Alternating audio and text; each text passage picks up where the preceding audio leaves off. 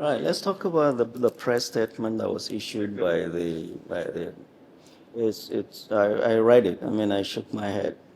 This wasn't vetted by senior officers. It's very dishonest. How do you know natural causes? So it's like trying to minimize. It's just like Governor Zulum. You remember after the Jili? You saw, oh, that market, after the Jili bomb by the Nigerian Air Force that killed over 200 people, he said, oh, that bomb was, that market was closed. So they're trying to minimize and give excuses for awful things that happen. It is terrible. Shouldn't have happened. Back to reality. For the last, he's been there, and he was there for close to 2 weeks before he passed away. It was terrible. I know, personally know, I know him. I know General Rabe Abubakar. A fine soldier, a gentleman too. Fine officer. I'm from Katsina, he's from Katsina, he's from Batari. So a major general, a retired major general, could be abducted, he and his wife, by this illiterate, untrained, ragtag bandit. A bandit that is known. There's a clip of the governor of Katsina State. He said it, Muhammad, this same bandit that kidnapped this guy. Everybody knows he was born in Matazu, his parents. Oh, really? Oh, yeah. He's not foreign. He's not from Mali, Niger. Oh, what people don't understand is that all these bandits, all these bandits, it's not like Boko Haram that moved from Maiduguri to Woro or to Oyo State. No. Bandits do not stray away from areas of their operation. They don't. Whatever nonsense they do, they come back. Turji, his area of operation is this. Rogo Gide, when he was doing his nonsense, the areas of operation, they don't stray far. They don't. Especially this bandit. There's a clip by the governor that they had, this was a long time ago, I think several months ago, they had security meeting before, and he mentioned the name of this Muhammad. He's the Muhammad that is bothering these communities. We know him, everybody, he was saying. And he said they would have a security meeting. Yes. He said he would call a security meeting, and by the time he leaves, this Muhammad guy in the forest knows what they discuss at the security meeting. There's a clip. And that's the guy who kidnapped his. Oh, yeah. Chelli Muhammad. The point I'm saying is that there is a value chain. And the governor was saying, so there must be an insider in my meeting, there must be an insider in the security, there must be an insider in the community, they do not operate in isolation. I know because I've been involved in this for the last 6 years, going to the forest, involved in rescues and all that. They have, and when things like this happen, you cannot go to them straight and say, give me this. And how old are they? Young kids, in their 20s or 30s, doing all these rascalities.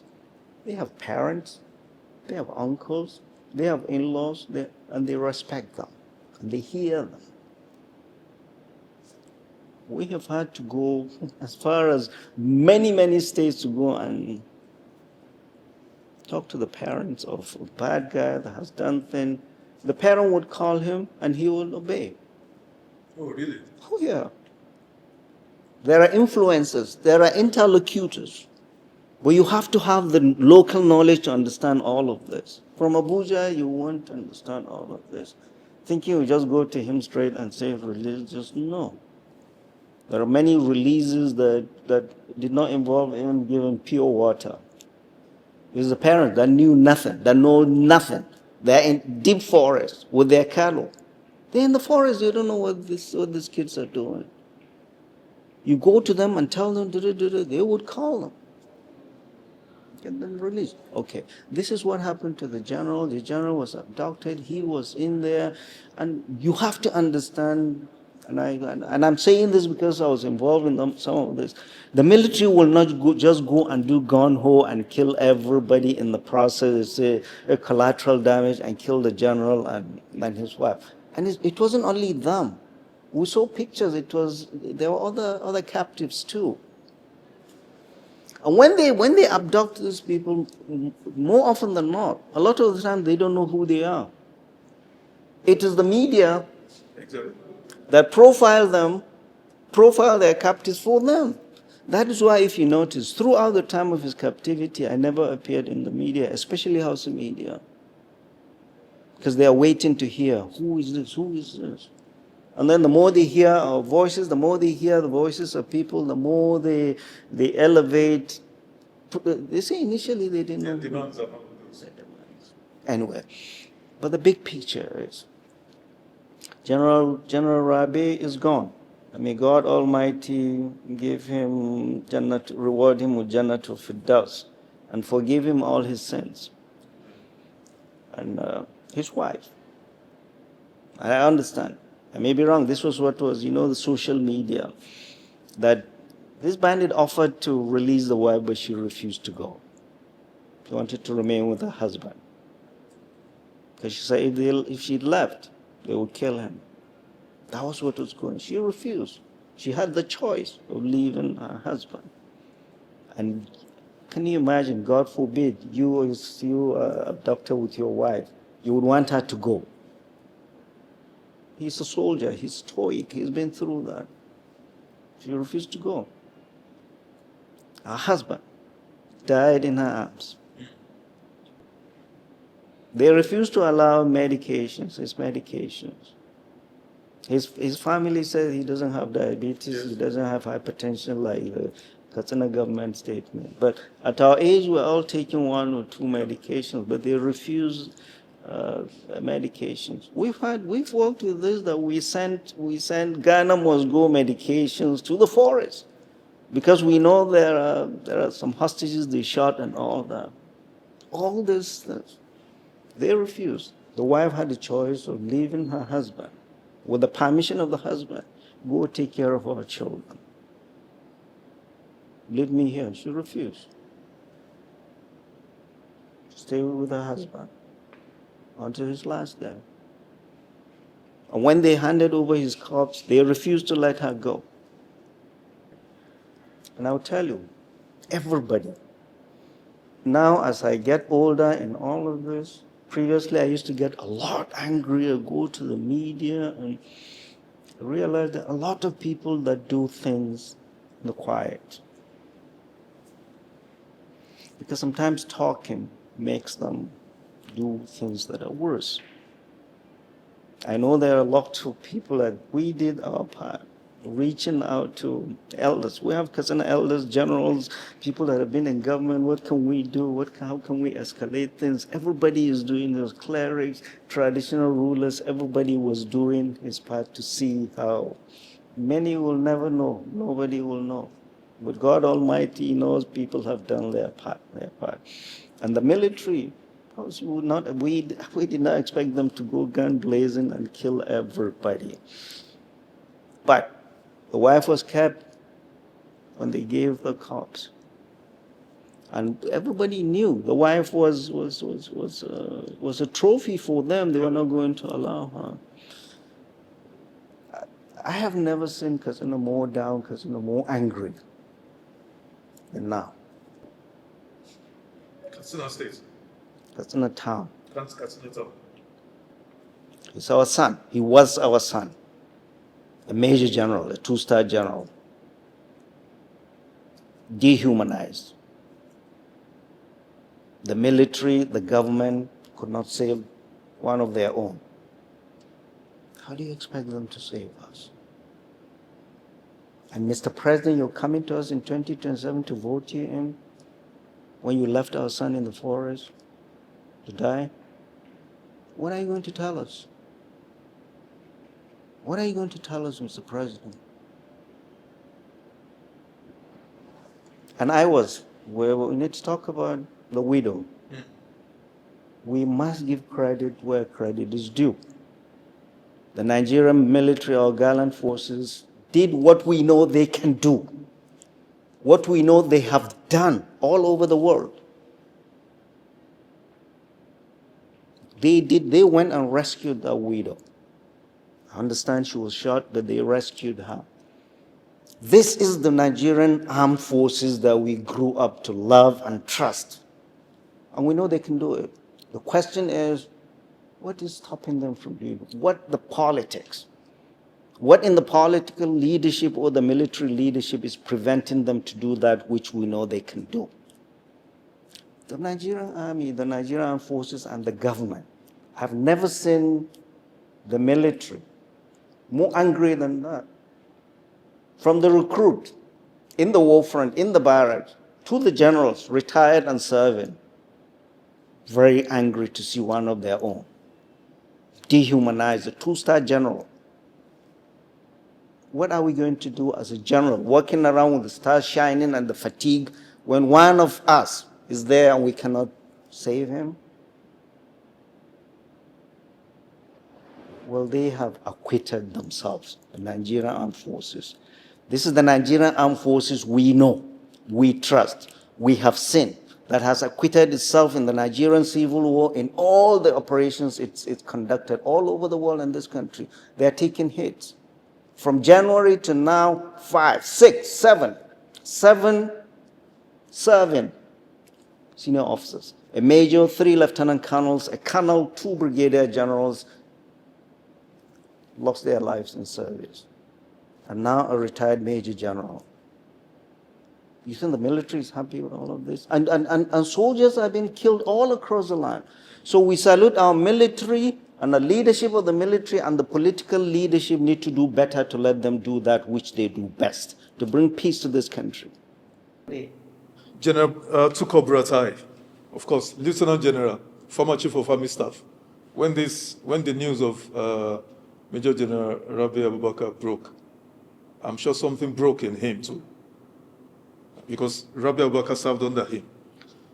You know, I can't recall General Tuko, speaking like that. And he said, we've played with the tiger's tail for long. This thing we think is so far, like I referenced earlier, that soon we would begin to witness senators, governors, ministers being taken. What's your response to that? No, it's true. No one is safe. And this is the honest truth. But that's not the feedback we get from the Minister for Defense, the National Security Advisor. This is the propaganda machine. You remember Hitler? He has gurgled to be spewing the propaganda. The Senate President, Prof, says it's politicians that are doing this. Yeah, what does he know? He doesn't know anything. That just tells you they're clueless. Annoyingly so. The president knows nothing and doesn't care to understand. No, he doesn't. He doesn't and doesn't care to know. Who? Akpabio from Akwa Ibom. What do you know about the security in Kaduna? You don't even care to know. All you want to do is sharing money in the Senate. Look, that is why if you're the president, you can come from anywhere, get people around you that understand. The economy, with security, there is no amount of propaganda that will spin fence. With the economy, people feel it when they go to the market. Hunger is there. The cost of living crisis. You can't spin and say, our GDP, our foreign direct investment, our foreign reserve, who cares? Our life is no better today. It's worse than when you came. With insecurity, you can say whatever you want to say, the reality is there. Lost 7 serving officers in 6 months. We've lost a major general. Many of our villages are deserted. People have been killed every day. People have been buried every day. And you're coming to tell us here in Abuja, talking, the Honorable Minister of Defense, that all is well. I heard him the other day say, I saw a quote, I don't know if it's him, but attributed to him. Well, the Iran-Israeli-American war is what is causing a big problem. They cannot buy ammunition. Give me a break, Honorable Minister. This war was just 3 months. So there is something. our leaders, especially leaders, managers of the economy or mismanagers of our economy, and those doing propaganda in defense, should for goodness sake stop insulting us. There is this saying that leaders have forfeited the right to make any excuses. You say you can do it. When General C.G. Musa was appointed the Minister of Defense, everybody applauded. Did we not? So Badaru doesn't know anything about defense. Now we brought in 4-star general, all will be well. Has it been well? It hasn't. The least general you can do for us is to not insult us. Speak the truth. Accept the fact that there is a problem. Because I honestly do not see, and have not seen how they're going to solve this problem. They haven't told us how. How? It's beyond the military. It's not the military. Military is just this. I've said it again and again. We're giving money to the military. 99% of the problem is non-military. There's a role for the military, a definite role for the military. Without the military, these guys would have overrun us. There's not going to be a military solution to any of this. We must sit down and rethink. Oh, say they talk about security, architecture, they change the service chief, but nothing changes after that. Nothing. And we have our boys in the front line being killed every day. And we expect peace. There has to be. And I don't see that continuing. And I don't see them seeing the light with this government. We have to understand. In psychiatry, there's this thing we call insight. That is, a person who has a psychiatric problem that admits, yes, I have a problem, which is insight, yes, has a better diagnosis than a person who has a psychiatric problem and says, no, I'm not mad, I'm not. That is insight. So when you are interviewing a psychiatric patient and clearly you see and the family are saying he's this, and he says, yes, I have this problem, take it. That's a good prognosis. But if he says, no, I'm fine, it's my wife that is bothering me, then the prognosis is not good. So President Bola Ahmed Tinubu's government does not have insight that we have a problem. We must admit there's a problem. All he's interested in is taxing Nigerians and taking loans. But we do not see where these loans are going.